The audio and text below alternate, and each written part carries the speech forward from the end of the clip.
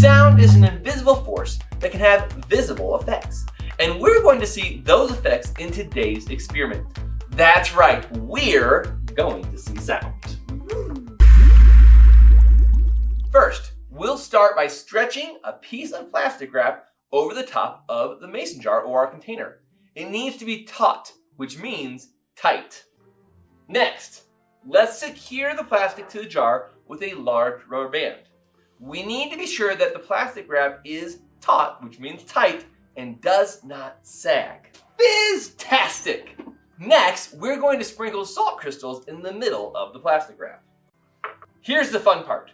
We're going to get close to the salt crystals and speak loudly and observe what happens. Hi, what's your name? Well, Salt. Okay. Did you see any salt crystals moving? A little bit. A little bit? We're going to try one more part to our experiment. I wonder what happens when we play music or sing. Let's see. And I think I have a tune that we all might like.